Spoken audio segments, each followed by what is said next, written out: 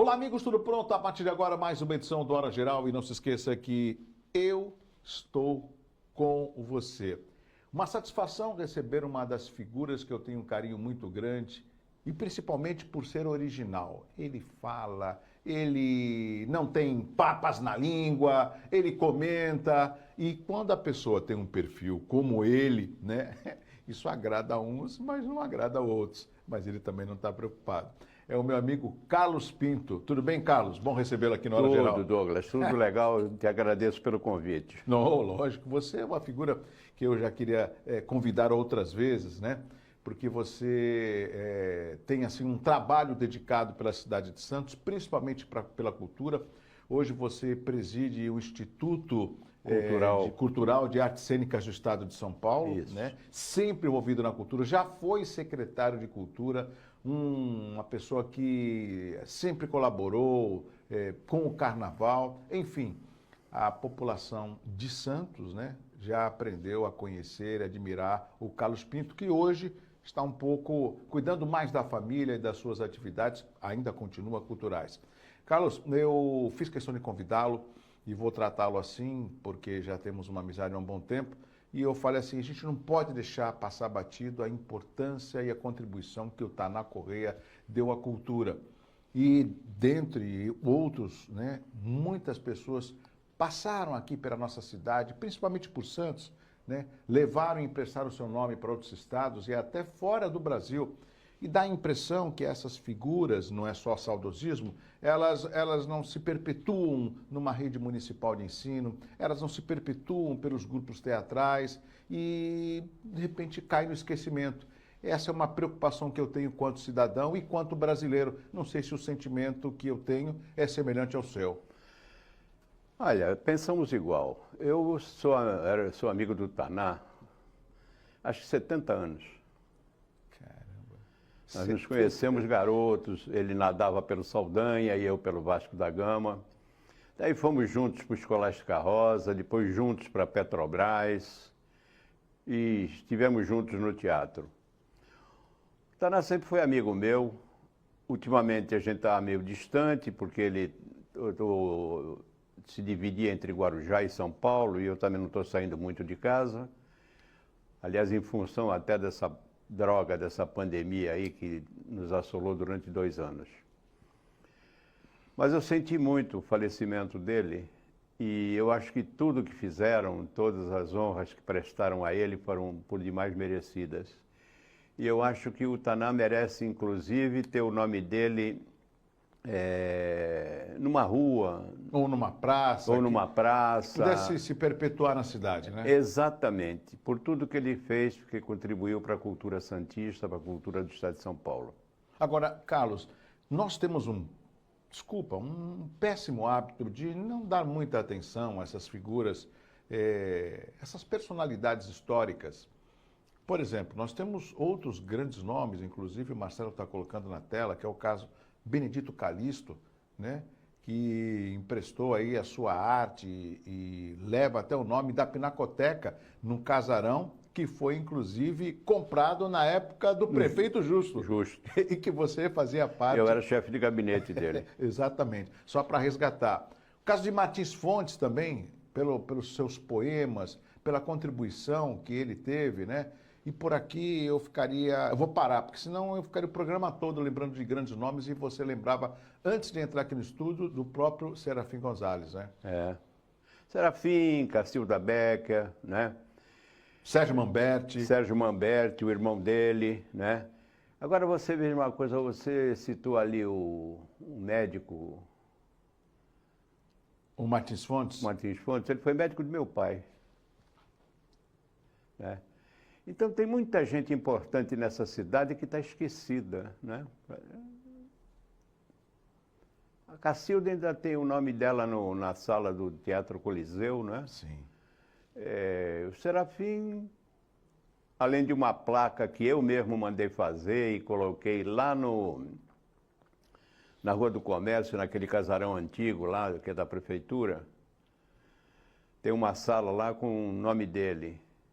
Fora disso, não sei mais o que. O Plínio Marcos, também pela contribuição, as peças que ele escreveu. Então, é esse E resgate que eu tantos queria outros, né? provocar com você. O que está acontecendo? Margarida Rey, quem lembra de Margarida Rey? Foi uma das maiores atrizes brasileiras, nascida em Santos, e que ninguém fala dela. Não tem nada na cidade que diga, olha, isso aqui é em homenagem a Margarida Rey. Não é mesmo? E agora? Agora, de quem que você... Lógico, nós não estamos aqui para elencar os culpados, então eu vou até refazer a minha pergunta.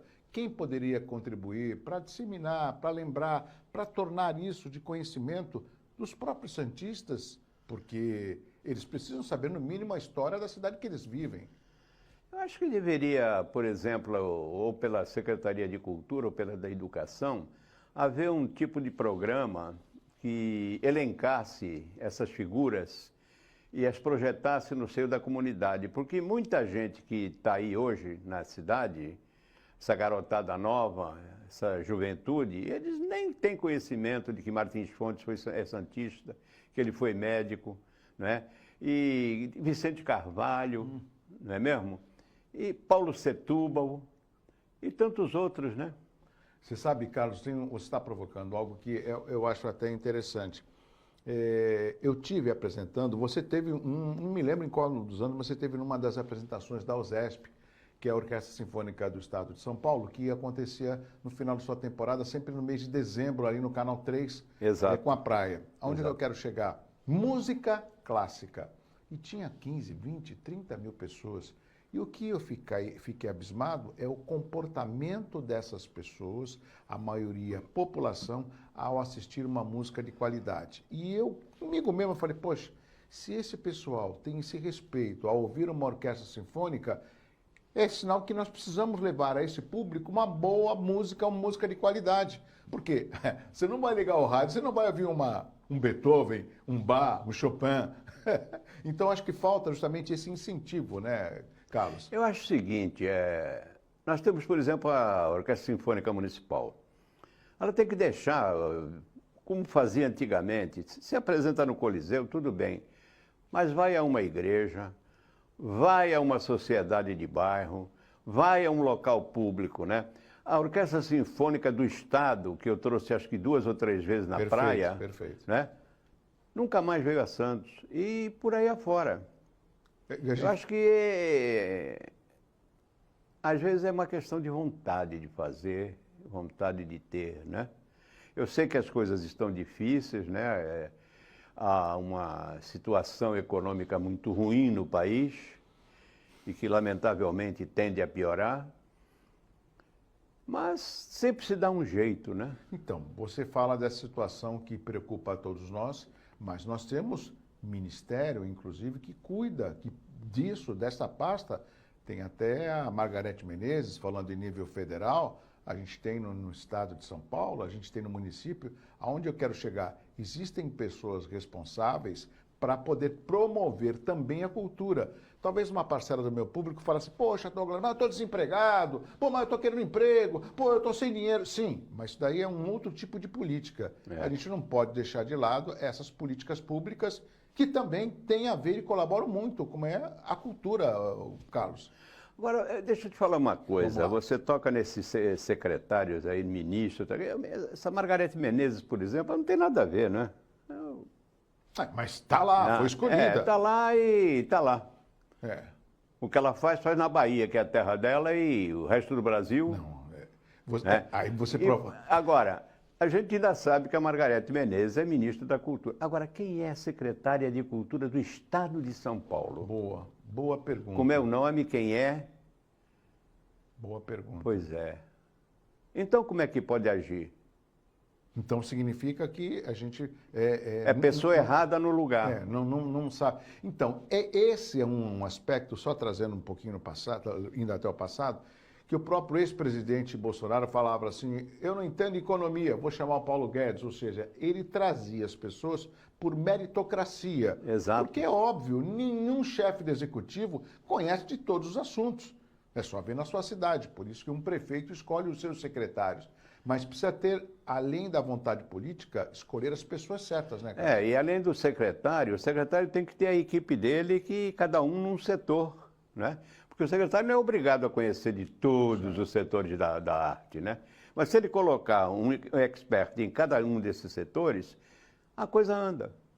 Carlos, quando a gente fala de alguns nomes, como nós falamos na abertura do Hora Geral, me traz a lembrança de grupos teatrais que na década de 80, e eu inclusive participei de alguns deles, ou algum deles, na época era o TECAS, que era o Teatro Experimental do Clube Atlético Santista. Exato. Na época chegou a conhecer o saudoso Nelson Machi. Sim. E depois o TVG, que era o Teatro do Vasco da Gama, no clube no antigo Conheci clube também. Vasco da Gama, né? Grandes figuras como a Yara Nascimento, o Edivaldo Francisco Pereira, né? O Paulo Maurício. Aonde eu quero chegar? Hoje eu vejo, eu acho que existem uns 2, 3 grupos de teatro também. E era através dos grupos de teatro, você sabe mais do que eu, que surgiam grandes nomes e que iam para o estrelato, ou seja, passavam para fazer peças profissionais, depois para a TV ou cinema. Por que esses grupos pequenos, eles praticamente se acabaram? Olha, eu volto a frisar a questão econômica, né? Também, pô. A situação econômica do país sempre foi muito ruim, né? E hoje em dia cada um está tentando se salvar, né? Salvar a pele, ter o que ter para comer dentro de casa. Então isso já atrapalha bastante. E o número de grupos diminuiu muito, né? Naquela época, por exemplo, que eu era presidente da Federação Santista, nós tínhamos aí na região 20, 30 grupos, ou mais, né? E então você tinha um movimento anual, um movimento, sempre tinha um espetáculo amador em cartaz. Você tinha o Clube de Arte, né? Que se fizeram grandes espetáculos lá, através da direção, por exemplo, do Evêncio da Quinta, e também do Paulo Jordão, que depois foi diretor do Vicente Carvalho. Enfim, nós tínhamos diretores tipo Nélio Mendes, Wilson Geraldo, Walter Rodrigues. Hoje essas pessoas faleceram e ninguém ocupou o lugar devidamente, né? Então você só tem aí um grupo, ou talvez 2, digamos, o grupo lá da Santa Cecília, do Gilson, que continua batalhando até hoje, com a ajuda, é claro, da Santa Cecília, e o grupo do Tescom, lá do Paulo, do Pedro e da Carla, né? Tá. E quem faz um trabalho também é o Luiz Thomas, O que tem uma Thomas escola também, lá no exato, Clube lembrou 15. bem, lembrou bem. Clube 15. E fora disso, está tudo parado. Estamos conversando com o Carlos Pinto aqui no Hora Geral. Carlos, você falou assim de ter uma autonomia quando secretário ou ministro. Você foi chefe de gabinete no governo Justo e você também foi, se não me engano, secretário de Cultura na época do Papa, quando era prefeito. Você tinha essa autonomia, ou seja, você tinha liberdade para fazer, além de ser do ramo, ou seja, estava numa pasta que tem tudo a ver com você, que é a cultura? Olha, eu fui secretário de Cultura do Beto, né? Os 8 anos? Não. Não, 4 anos do Beto e 8 do João Paulo. 12 anos. É. E fui secretário do Jaime Dage também, em Cubatão, em Guarujá. Guarujá, né? verdade, verdade. E sempre tive autonomia de trabalho, né? Graças a Deus, autonomia e financeiramente sempre fui apoiado. Então, deu para fazer um trabalho razoável, né? Você acredita que a sua contribuição foi suficiente por aquilo para a oportunidade que te deram, ou você, tipo, eu queria fazer um pouco mais, mas não consegui? Poderia até fazer um pouco mais, mas tudo depende do tempo que você está vivendo, né? Porque, das condições que você tem. Porque o que eu me lembro, e me corrija, é que, inclusive, uma das pastas que tinha um menor valor do orçamento era a cultura. Sim. Aí você tinha que se virar, né? Tirava leite de pedra. É o que muitas vezes a população desconhece, né? E recentemente, inclusive, eu conversava com um amigo em comum, você conhece o Gustavo Nunes, que é o irmão do professor Fabião, ele que fez ali o restauro, a reforma do Teatro Rosinha Mastrangelo. Exato. Né? Como é que você... Ficou bom o espaço? Você acha Gostei. Que, Você Gostei, acha que ele é ficou bem muito utilizado? Está muito bom. Ótimo. Vamos fazer o seguinte, o Carlos Pinto vai continuar conversando com a gente, vamos para um rápido intervalo comercial.